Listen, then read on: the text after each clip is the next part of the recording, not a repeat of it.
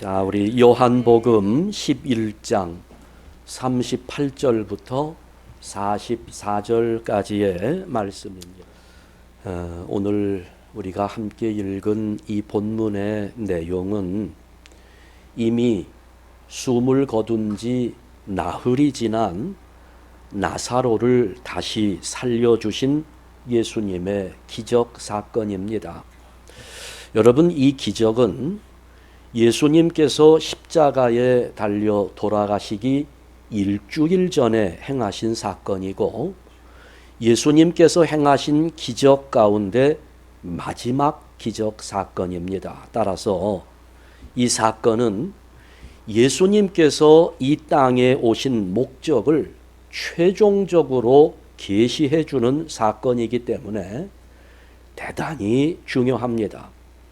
3년 동안 예수님께서 공생애의 기간을 지내시는 동안에 많은 기적을 행하셨습니다. 그런데 사도 요한은 복음서를 기록하면서 다른 기적들은 다 뺐습니다. 그리고 7가지 기적만 요한복음에 기록을 해 놓았는데, 그 기적들을 보면 하나하나가 그 의미가 다르고 또 그 기적 사건들을 통해서 우리에게 계시해 주는 내용도 다 다릅니다.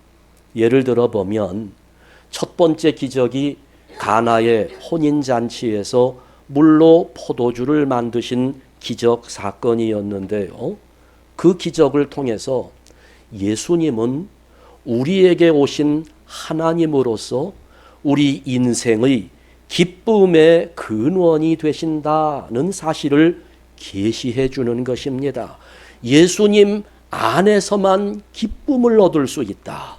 예수님 밖에서는 기뻐할 수 없다는 것을 계시해 준 사건입니다.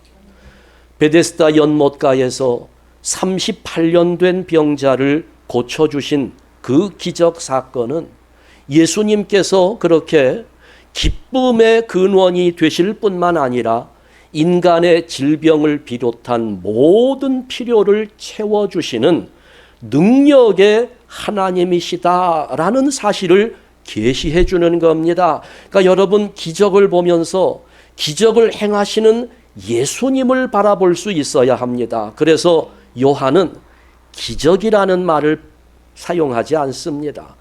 표적이라는 말을 사용했습니다.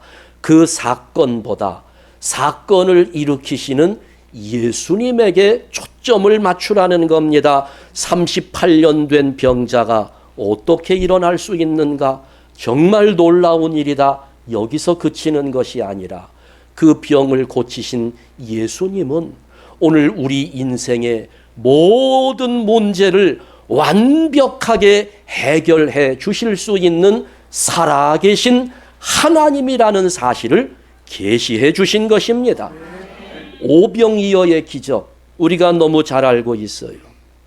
인간이 먹을 것 없이는 살 수 없는 것처럼 영적 존재인 인간이 생명의 떡이 되시는 예수 그리스도 없이는 살아갈 수 없는 존재라는 것을 계시해 주는 것입니다. 밥만 먹고 사는 것이 아니라 예수 그리스도 생명의 떡을 먹고 살아가는 존재라는 사실을 계시해 주셨습니다. 그러면서 오늘 본문 요한이 기록하는 마지막 기적입니다. 나사로를 살려주신 기적을 통해서 부활을 계시해 주고 있는 겁니다. 그래서 오늘 우리는 이 정말 중요한 기적인데요, 죽었던 나사로를 살려주신 기적을 통해서 하나님의 진리를 배우고 함께 은혜를 나누려고 합니다. 첫 번째, 믿어야 보게 된다는 진리입니다. 유대인들은 무덤을 만들 때 땅을 파지 않습니다. 굴을 만들고요, 굴을 파서 거기에 시신을 안치하고, 그리고 굴 입구를 돌로 막아 놓습니다. 큰 돌로 막아 놓습니다. 나사로가 죽었어요. 나사로의 무덤도 그렇게 만들었습니다. 자, 그런데 예수님이 좀 늦게 찾아오셨습니다. 나사로가 병들었다는 소식을 듣고 오셨는데 이미 나사로는 그 병으로 죽은 겁니다. 예수님께서 39절 말씀을 보니까 마르다에게 돌을 옮겨 놓으라고 말씀합니다. 그랬더니 마르다가 대답하지요. 주여, 죽은 지가 나흘이 되었음에 벌써 냄새가 나나이다. 그때 예수님께서 하신 말씀, 너무나 중요한 말씀입니다. 40절 말씀인데요. 예수께서 이르시되 다 같이 내 말이 내가 믿으면 하나님의 영광을 보리라 하지 아니하였느냐 하시니, 마르다는 지금 돌을 옮겨 놓으라는 예수님 말씀의 뜻을 잘 이해하지 못했습니다. 보통 사람들이 그래요. 믿어야 보게 된다는, 믿으면 본다는 이 하나님의 진리를 잘 받아들이지 않습니다. 세상의 논리와는 반대지요. 그러면서 뭐라고 얘기합니까? 보면 믿겠다고 합니다. 보여주면 믿겠다고 해요. 하나님 말씀은 믿으면 보게 된다고 말씀을 하고 있지요. 이 세상의 논리는 그래요. 백문이 불여일견이라고 100번 듣는 것보다 한 번 보는 것을 더 중요하게 생각하죠. 내가 보면 믿겠다는 거예요. 그러면서 기도할 때도 어떻게 기도합니까? 하나님, 좀 뭔가를 보여주시옵소서. 그러면 내가 확실하게 믿을 수 있을 텐데 뭘 좀 보여주시옵소서 요구하는 사람들, 아마 우리 가운데에도 그런 분들이 있을지 모르겠어요. 어떤 때에는 심하게 목사에게 찾아와서 따지는 분들도 계세요. 그 목사님, 그냥 맨날 전도하라 말만 하지 말고, 아니 목사님이 하나님의 사자니까 목사님을 통해서 하나님의 기적이 나타나게 되면, 뭔가 확실한 기적이 딱 일어나게 되면 사람들이 그거 보고 깜짝 놀라서 다 달려오게 될 텐데 뭐 보여주지는 않으면서 맨날 전도만 하라고 하느냐.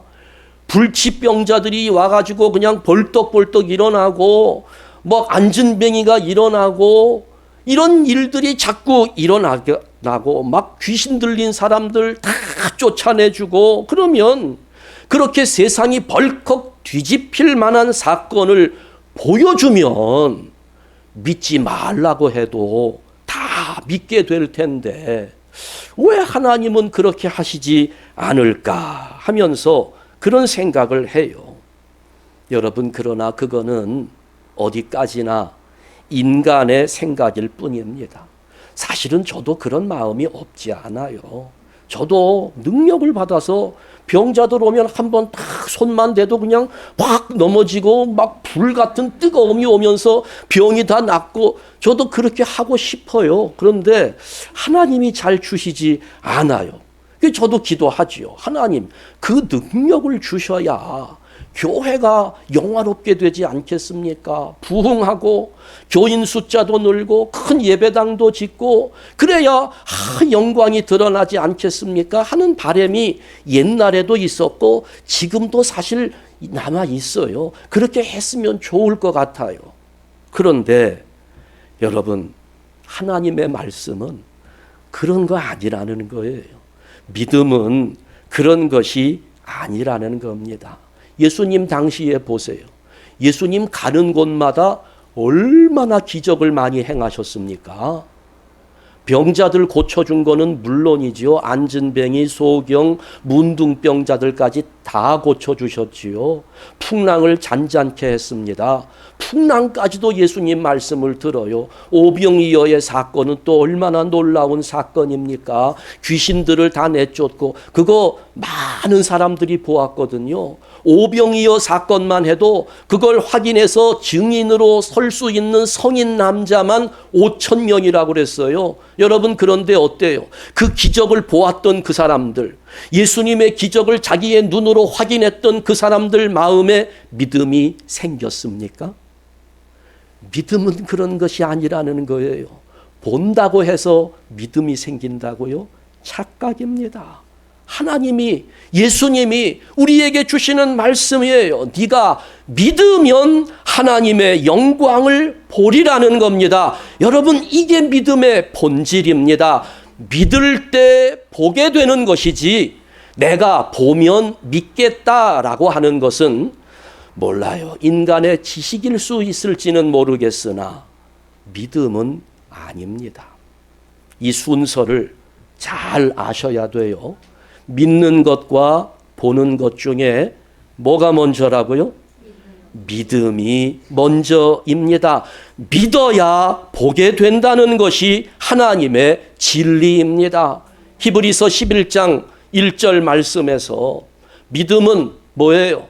바라는 것들의 실상이요 보이지 않는 것들의 증거라고 그랬어요.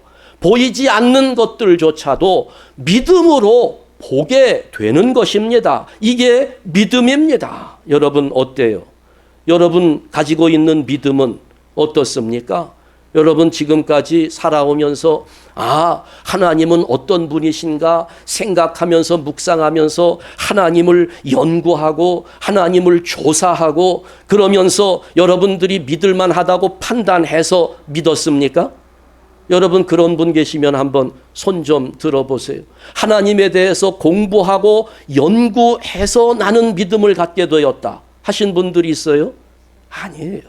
믿음은 그런 것이 아니라는 겁니다. 보고 알게 되었기 때문에 믿는 것이 아니라 믿기 때문에 보게 되는 것이고 알게 되는 것입니다. 이것이 중요한 것입니다. 오늘 우리가 신앙생활을 하면서 어려움을 겪게 되는 것들이 다 여기 이 순서를 뒤집어서 생각하기 때문에 일어나는 겁니다. 먼저 보고 나서 믿으려고 하기 때문에 생기는 것들이 대부분입니다. 문제들. 여러분 먼저 믿어야 되는데요. 여기서 말하는 믿는다, 믿음이라고 하는 거 여러 가지 측면으로 설명이 가능합니다만 한마디로 요약하자면 이 믿는다는 것은 하나님과의 관계를 의미하는 것입니다. 그러니까 오늘 우리가 하나님과의 관계를 잘 정립해 놓으면 모든 문제는 저절로 다 풀리게 되어 있습니다. 하나님과의 관계가 중요한 거예요. 그리고 여러분 우리 좀 신앙생활을 단순하게 할 필요가 있어요. 너무 복잡하게 생각하지 마세요. 지금 믿으면 본다라고 말씀하신 분이 누굽니까? 예수 그리스도이십니다. 그러니까 여러분 우리가 어떤 기적을 보았기 때문이 아니라 어떤 능력을 체험했기 때문에 믿는 것이 아니라 지금 말씀하신 분이 예수님이니까 예수 그리스도가 말씀하셨으니까 믿어야 되는 겁니다. 여러분 아주 단순해요. 믿음이라는 거. 어떻게 생각할지 몰라요. 여러분 살인하는 거 죄입니까? 아닙니까? 왜 죄일까요? 살인하는 것이 왜 죄가 됩니까?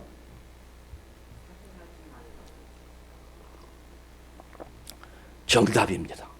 제가 상을 좀 드리고 싶은데 우리는 살인하지 말라. 살인하는 거 나쁜 짓이지. 다른 사람 생명을 가서 죽이고 이런 나쁜 놈이 어디 있어? 라고 생각을 하는데 그에 앞서서 살인하지 말라는 하나님의 명령이 있으니까 그 명령에 따르지 않은 것이 죄가 되는 겁니다. 이게 먼저 죄가 되는 거예요. 여러분 단순하게 믿음을 가지세요. 하나님이 말씀하셨으니까, 예수님의 말씀이니까 그냥 그대로 따르는 것이 믿음이라는 것입니다. 여러분, 예수님 말씀이니까 그대로 믿는 성도들, 이렇게 말씀을 의지하여 가지는 믿음으로 하나님의 영광을 보게 되는 2023년 될 수 있기를 주님의 이름으로 축원합니다. 두 번째, 믿으면 보게 되는데 뭘 본다고요? 하나님의 영광을 본다는 것입니다. 믿으면 하나님의 영광을 보는 겁니다. 우리가 신앙생활하면서 기대하는 것들이 있잖아요. 내가 예수를 믿으니까 내 생활이 좀 윤택해지기를 원하고, 아니 내가 예수님을 믿고 우리 하나님께 기도하는 삶을 사니까 내 육신이 좀 건강해지기를 원하고. 제가 새해 첫 주일 예배를 준비하면서 하나님께 기도하는데 갑자기 지난 주간에 화요일 수요일부터 몸이 좀 안 좋아지기 시작하면서 목요일부터는 목이 확 잠기는 거예요. 아니 이거 새해 첫 주일 예배도 그렇고 첫 주간에 특별 새벽 기도회도 해야 되는데 목소리가 이렇게 안 나오면 어떻게 하나. 그래서 제가 또 염려가 되는 게 코로나 바이러스가 걸린 거면 어떻게 하나. 그래서 제가 화요일부터 매일 검사를 해요. 어제 밤에도 검사를 했는데 코로나는 아니에요. 자, 그런데 하나님께서 이렇게 사랑하는 양들을 위해 나를 세우셨고 여기서 말씀을 전하고 새벽 기도회를 인도하고 이렇게 하시려면 이렇게 불편한 부분은 안 주셔야지. 편안하게 잘할 수 있도록 해주셔야지. 기도하면서 그런 기도를 드려요. 그런 바람이 우리에게 있잖아요.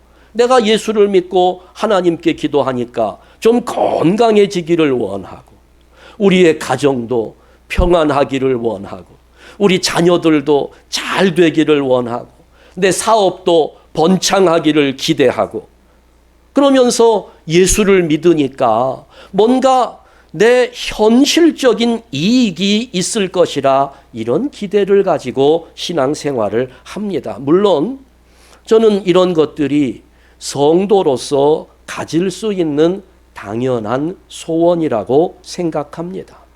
그런 소원 가질 수 있어요. 그러나 우리가 이런 소원을 가지기에 앞서서 먼저 예수님의 말씀을 기억해야 되는데, 예수님은 우리가 믿을 때 하나님의 영광을 보게 될 것이라고 말씀합니다.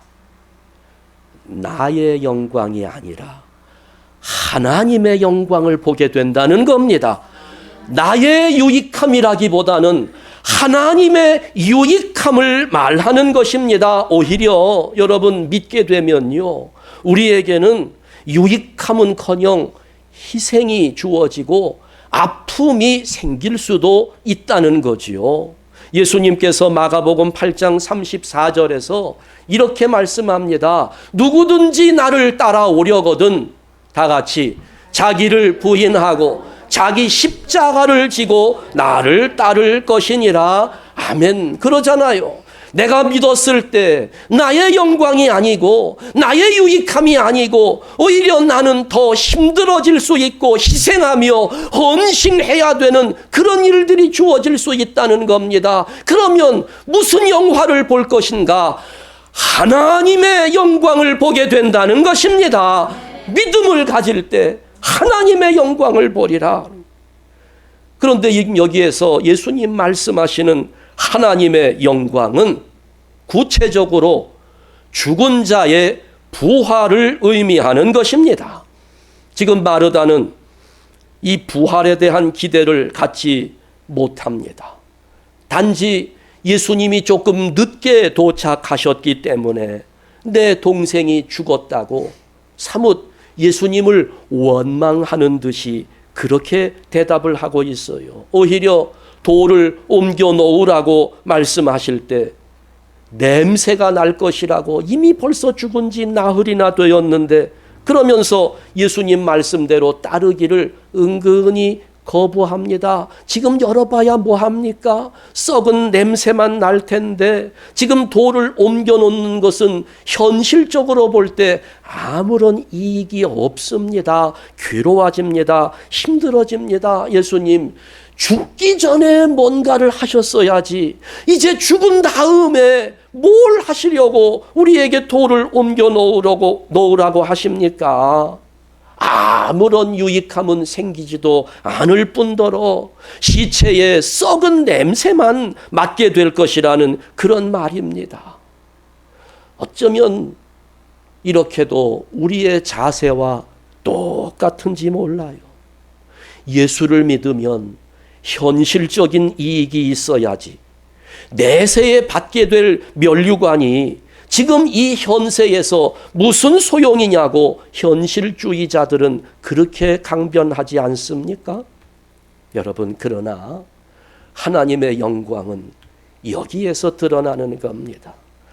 지금 편하고 지금 유익하고 지금 좋은 일 경험하고 지금 기뻐하고 그런 것보다는 지금 죽지 않고 생명을 연장하는 것이 영광이라기보다는 죽은 생명이 살아나는 것이 하나님의 영광임을 믿으시기 바랍니다. 오늘 우리에게 하나님은 그 영광을 주신 거예요. 사도 바울이 고백합니다.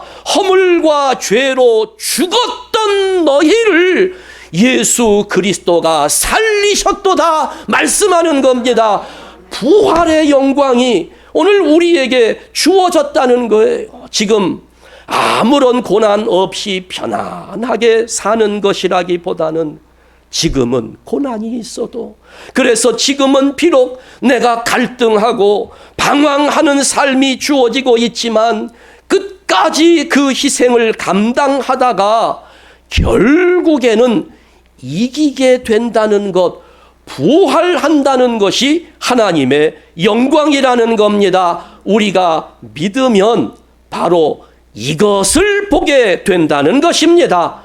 지금 눈앞의 현실적인 유익함보다는 지금 당장은 시체의 썩은 냄새를 맡아야 하는 괴로움이 있을지라도 그것을 감수하면서 우리 주님의 말씀을 따르게 되면 죽은 자도 다시 부활하게 하시는 하나님의 영광을 보게 되는 것입니다.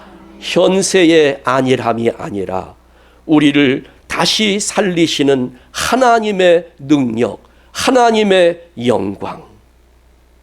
여러분, 이제 시작되는 2023년 우리 모두가, 우리 한샘교회 성도 여러분 모두가 이 믿음을 가지고 나아갈 수 있기를 원합니다. 여러분, 이 믿음으로 보게 되는 것은 하나님의 영광입니다.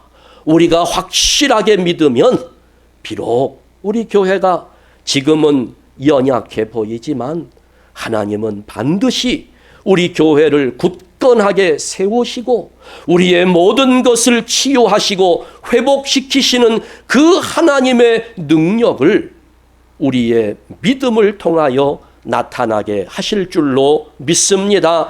우리 모두가 이 큰 믿음을 가지고 일치단결해서 죽음의 권세를 이기게 하시는 하나님의 영광이 나타나는 능력의 교회, 우리 한샘교회를 세워갈 수 있기를 주님의 이름으로 축원합니다. 세 번째, 우리가 믿으면 이런 하나님의 영광, 죽음에서 부활하게 하시는 하나님의 영광을 보게 되는데, 이런 하나님의 영광을 보기 위해서 우리가 해야 할 일이 있습니다. 모든 능력은 하나님께로부터만 나올 수 있습니다. 우리는 연약하기 때문에 하나님의 영광을 위해서 아무런 능력도 나타낼 수 없는 자들입니다. 그런데 오늘 본문을 가만히 묵상해 보니까 하나님의 영광이 나타날 때 우리의 역할도 있다는 것을 깨닫게 됩니다.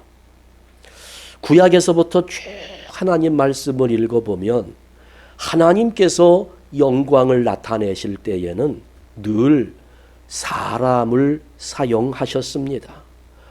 홍해가 갈라지는 역사, 모세를 사용하셨습니다. 여리고 성이 무너져 내리는 사건, 여호수아를 사용하셨어요. 홍해 바다가 갈라지고 여리고 성이 무너지는 그 하나님의 영광이 나타날 때 사람이 쓰임을 받았습니다. 그러니까 하나님은 이렇게 사람을 통하여 하나님의 영광이 나타나도록 하시는 분입니다. 지금 여기 본문에서도 보면 죽은 나사로를 부활하게 하시는 분은 예수님이십니다. 예수님이 하나님 능력으로 이 부활의 역사를 이루시는 거예요.